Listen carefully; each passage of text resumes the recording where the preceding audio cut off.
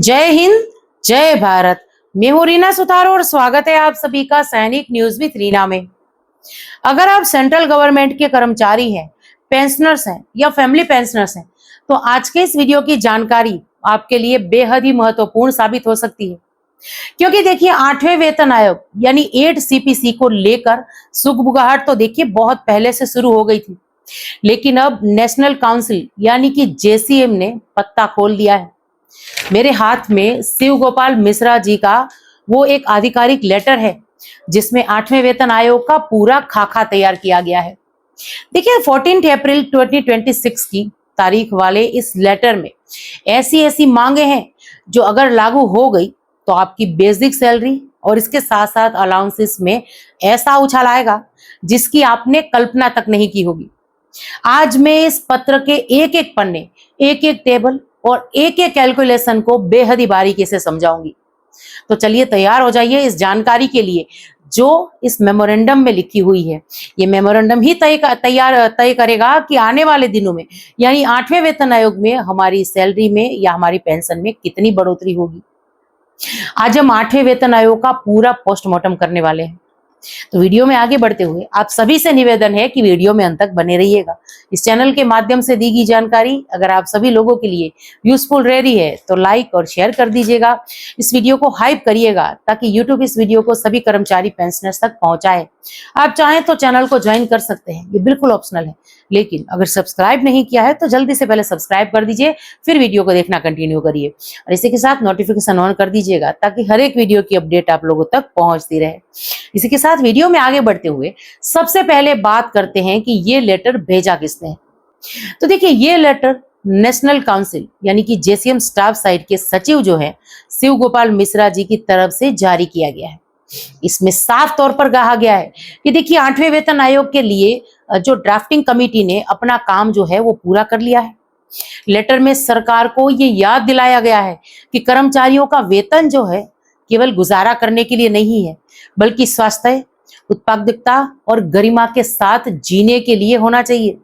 इसमें आईसीएमआर यानी कि इंडियन काउंसिल ऑफ मेडिकल जो रिसर्च है, इसकी उन सिफारिशों का भी देखिए हवाला दिया गया है, जिसमें कहा गया है कि एक मेहनतकश कर्मचारी को दिन भर में तकरीबन 3490 कैलोरी की जरूरत होती है।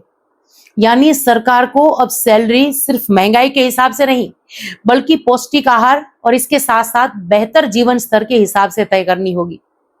अब आते हैं उस हिस्से पर जिसका आप सबको इंतजार है। आपकी जेब पर क्या असर पड़ेगा इस लेटर का? देखिए, लेटर में जेसीएम ने फिटमेंट फैक्टर की अगर बात करें तो 3.83 फिटमेंट फैक्टर की मांग रखी। अब इसका गणित समझिए। अभी आपकी न्यूनतम बेसिक सैलरी या हमें जो हमारे कर्मचारी हैं जिनको मिनिमम सैलरी की बेसिक जो है 18,000 रुपए मिल रही है, उनकी बात कर रही हूँ। तो देखिए, न्यूनतम बेसिक सैलरी 18,000 रुपए है।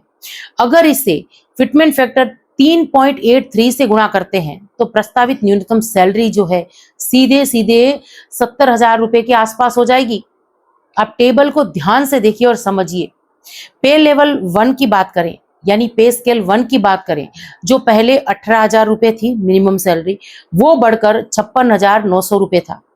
वो अब सीधे जो है 70,000 रुपए के आसपास से शुरू होगा। पे स्केल 2 की बात करें, जो लेवल 2 और 3 को मिलाकर बनाया जाएगा, तो ये 83,200 से शुरू होगा। और पे लेवल 6 जो लेवल 9 और 10 को मिलाकर बनाया जाएगा, ये सीधा जो है 2,15,100 पर जाकर रुकेगा। अब इतना ही नहीं, जेसीएम ने सालाना इंक्रीमेंट को लेकर भी मौजूदा जो 3% से बढ़ाकर 6% करने की मांग की है। यानी आपकी सैलरी हर साल दोगुनी रफ्तार से बढ़ेगी। अब इस बार जेसीएम ने एक बहुत ही बड़ा स्मार्ट चाल चली है। उन्होंने कई पे लेवल्स को आपस में मर्ज करने की बात की गई है, यानी मांग की है, ताकि प्रमोशन और इसके साथ साथ सैलरी में विसंगतियां जो है वो खत्म हो सके। लेवल 2 और 3 को मर्ज करके लेवल 3 का स्केल देने की मांग की है। वहीं पर लेवल 4 और लेवल 5 को मर्ज करके लेवल 5 का स्केल देने की बात की गई है। और सबसे महत्वपूर्ण, लेवल 9 और लेवल 10 को मर्ज करके लेवल 10 का स्केल देने की मांग की गई है। इससे उन कर्मचारियों को फायदा होगा जो सालों तक एक ही ग्रेड पे में फंसे रह जाते हैं। अब सिर्फ बेसिक सैलरी ही नहीं, भत्तों में भी आग लगने वाली है। लेटर में एचआरए यानी कि हाउस रेट अलाउंस को लेकर भी एक बहुत बड़ी मांग रखी गई है। एक्स क्लास शहर यानी कि महानगर, इसमें मौजूदा दर से बढ़ाकर इसे 40% करने की मांग की गई है। वहीं वाई क्लास शहर, इसमें देखिए 30% करने की इसको मांग की गई है। इसी के साथ जेड क्लास शहर की बात करें तो इसे 20% करने की मांग की गई है। इसके अलावा क्वालिफिकेशन अलाउंसेस की बात की गई है।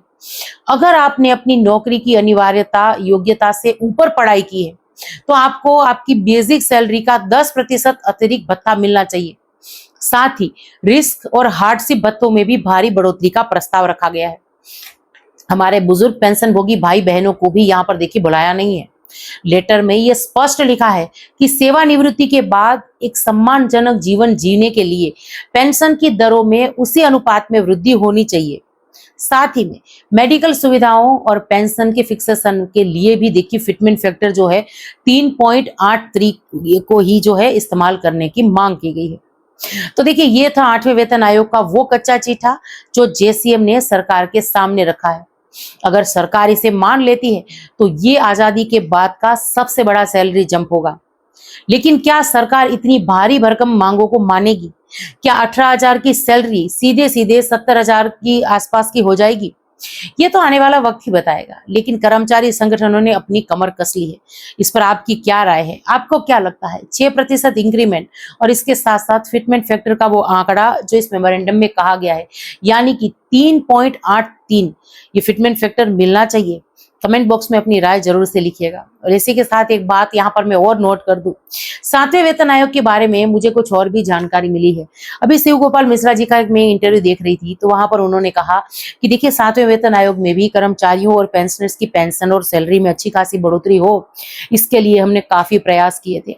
अभी मिनिमम सैलरी जो 18,000 रुपये बेसिक जो है इसकी मैंने बात की, वो 20,000 रुपये में 20,000 रुपये तय हुई थी 7वें वेतन आयोग में। आश्वासन मिला था 20,000 का, लेकिन रातों रात पूरा खेल बदल गया और ये 20,000 के बदले 18,000 की जो है सिफारिश कर दी 7वें वेतन आयोग की कमेटी ने। अब ये क्यों हुआ था? आप में से कितने ऐसे पेंशनर फैमिली पेंशनर्स हैं जो इस बात को जानते हैं? अगर जानते हैं तो इसके बारे में कमेंट्स में जरूर से बताइएगा। मैं उस पूरे कमेंट को आज के अपने नेक्स्ट वीडियो में शामिल करूंगी, क्योंकि मैं भी जानना चाहती हूँ कि हमारे पेंशनर फैमिली पेंशनर्स चाहे 6वां वेतन आयोग हो 7वां वेतन आयोग हो, इसके बारे में कितनी जानकारी रखते हैं। तो चलिए इसके बारे में अगले वीडियो में और ज्यादा बात करेंगे। और आज तक के लिए यही जानकारी थी जिसको लेकर आज के इस वीडियो में आई थी। अब ये जानकारी आप सब लोगों को कैसी लगी कमेंट्स के माध्यम से जरूर से शेयर करिएगा। इसी के साथ आज के इस वीडियो से विदा लेती हूँ। जय हिंद।